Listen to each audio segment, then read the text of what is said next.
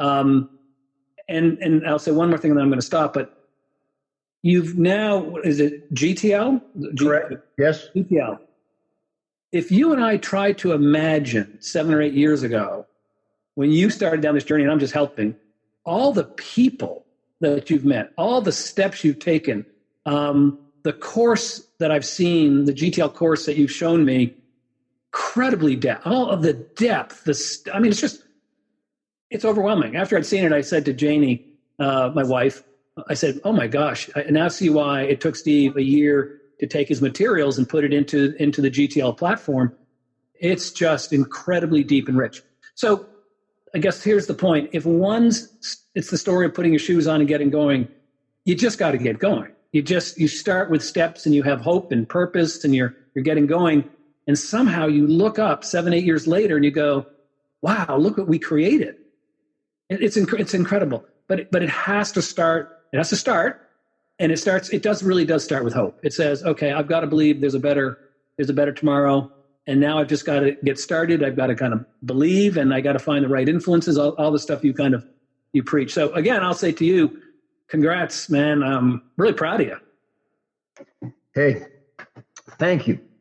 But I never, ever would be sitting here today talking to you about what we're talking about if you hadn't put in literally several thousand hours during those years. I mean, it's been documented, all sorts of stuff we did, but let me just change the subject and stay on point with what we're doing. Because it is highly emotional for me to be at this place that I'm at now. But I want to tell you something about that. It makes me think back about where I've been to get this far. And I don't want it to internalize on myself or to gravitate toward me, because, see, it's really more about the mission. It is about the mission. And they say in life, first of all, do something that's fulfilling, that makes you happy. The dog's happy. That's why it really wags its tail. But, people that are fulfilled, that like what they're doing, they get up and they look forward to doing it today. And so when I was doing all that I was doing with my struggles, I wore myself out, a lot because I lack of sleep. And the first thing that comes to my mind, other than just a lot of the details, is twice I got less than 2 hours sleep preparing like I've just done. The research that I've done to put these packets together for the 7 men that I'm going to be with, I felt terrible every day when I couldn't get to the research that they needed. And because it was too involved. If a guy sends me an 8-page business plan and he wants to plan his life and he seeks my counsel, and I'm going to write him a response to an 8-page business plan, critiquing it and giving him more things that he might not have thought about, that's a very involved process. And it's so much better to just be there with him with some research that I take and hand him to read. And so I thought of these 2 times where I had to go to a prison. And I spent years at Brunswick Women's Work Center in Lawrenceville. I've been there about 100 and some times, and you've been there. It's a women's prison. And I also spent years going to Deerfield Correctional in Capron, Virginia, and they're both through the downtown tunnel. You go to Route 58 and you head over toward Franklin and you get up that way. So I go to bed at 4 o'clock in the morning, and I got to leave by 6:15 or 6:30 to be there at 8. Actually, for that, it was 9. It's a 2.5 hour drive. So I get all my stuff ready to take into the prison, and my wife wakes me up, and I'm like totally out of it, just exhausted, brain dead. And I got to get up. So I get in the shower, and she packs me my cooler for my breakfast stuff and a little lunch for the way home. And she said, do you know where you're going? And I said, yeah, I'm good, honey. Well, 35 minutes later, when I'd gone through the Hampton Tunnel, the wrong tunnel, the other side, and I realized, oh no, I went the wrong way. Because I was just programmed, because I go to prisons through the Hampton Tunnel. I got a lot of prisons that go out that way. And then I had to go up and take an exit and go a different way. And I was 45 minutes late. I had to call the prison and apologize and so forth. But I did that twice. And it got to be like a standing routine that every time I go to a prison, as my wife gives me my lunch and gives me a kiss, she said, "Which tunnel are you going to take?" Well, Dave, I've worn my health out a little bit, because I already suffer from chronic fatigue. But when I do what you just said, when I live for my purpose, and I know that what the Lord gave me to do, I'm fulfilling. So here's something I want to tell you. I have a very close friend that's going through a very, very difficult time, a very ugly divorce, 3 kids, and he's raising the kids, not the spouse, his wife. And he's getting further and further into the legal stuff and knowing what it's going to cost him financially and what a struggle it's going to be and a change in his life with all the different support and alimony and, whatever he's going to do. And so he was kind of down the other day, just starting to realize that it's going to be really hard. And so he came to me for some counsel. And long story short, I came up while we were talking with what I'm going to share now. I said, you don't need to worry about anything you're worrying about for 5 or 6 reasons. So listen to me. And I said, first of all, you've got great character. You're a man of character. And I said, you've got integrity.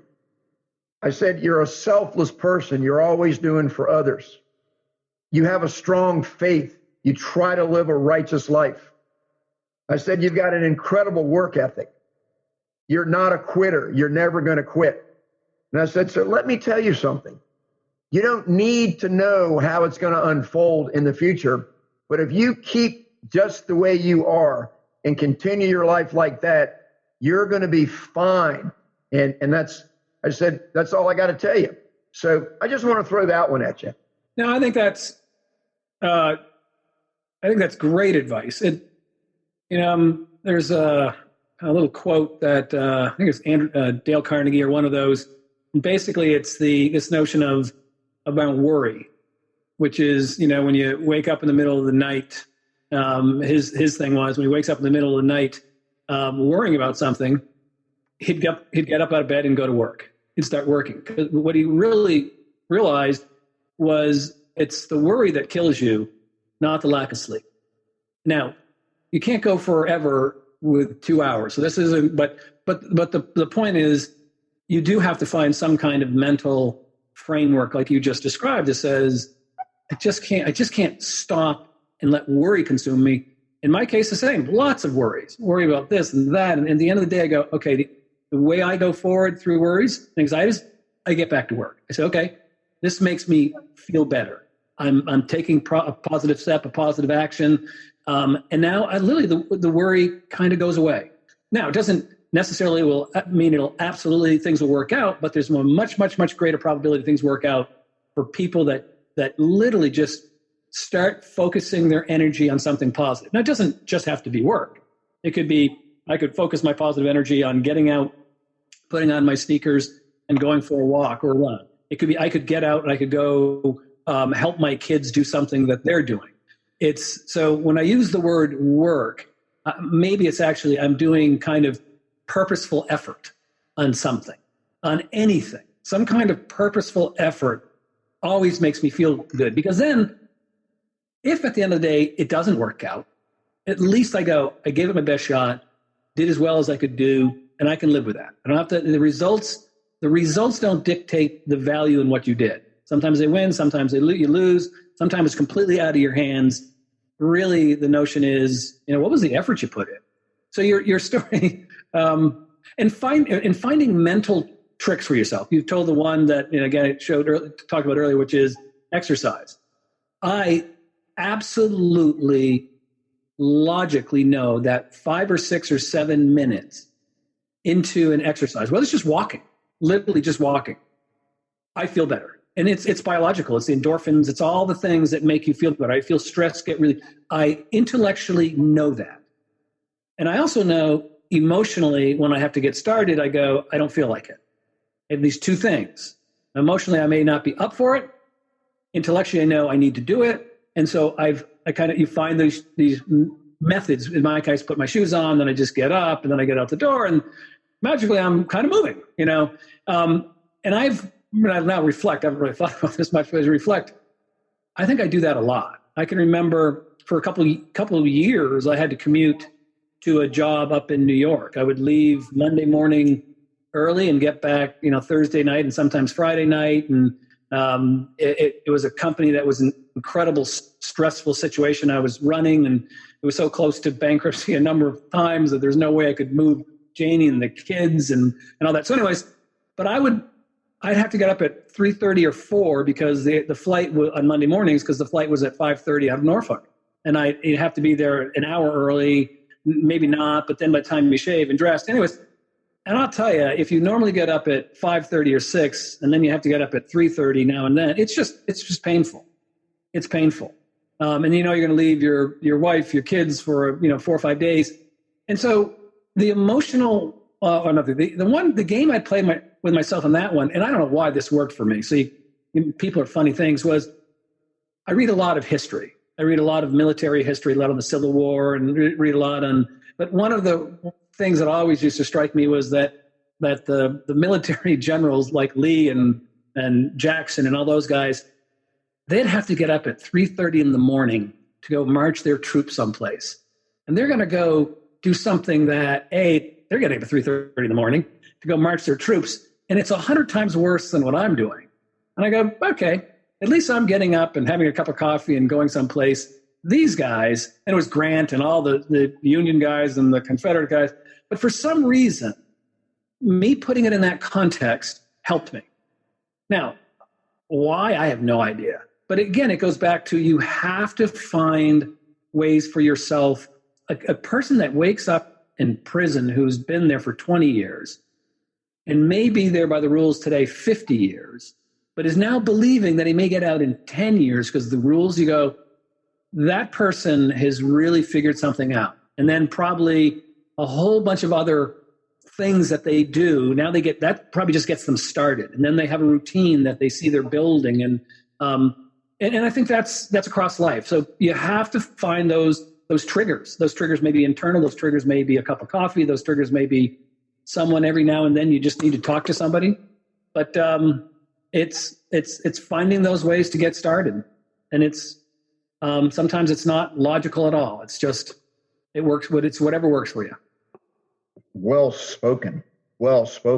So I took notes like you do while you listen to me, but yours are just like little squares and arrows and things and funny things. But mine are real because you inspire me like that. One of the things that I got 5 themes I picked up from what you just said.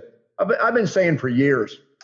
I'll tell you one thing, the song, from the musical Annie, the sun will come up tomorrow, that song.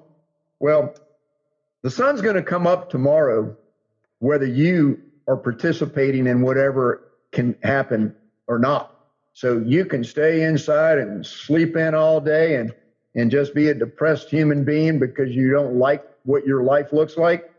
Or you can get up and take that first, put your shoes on and, go to the next step. The second thing is that I've been going through this kind of overworking myself to try to do community involvement while I was supporting my family. And I'm not saying I'm not going to get into being better than anybody. I'm just maybe more stupid than anybody, but I've always pushed myself a lot to make sure I do a lot of things because I learned a valuable lesson really early in life. And that is when you get out of yourself, you said this 5 minutes ago, when you get about thinking about yourself and you start thinking about others, everything just changes and it becomes a beautiful world when you're not just absorbed with yourself.